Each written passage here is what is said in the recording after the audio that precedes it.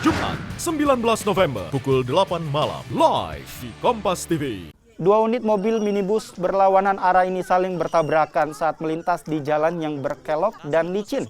Akibatnya 6 penumpang mengalami luka dan 1 korban meninggal di lokasi kecelakaan.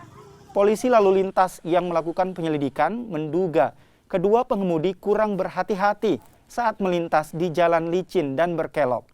Kini kedua mobil yang ringsek dievakuasi dari lokasi kecelakaan.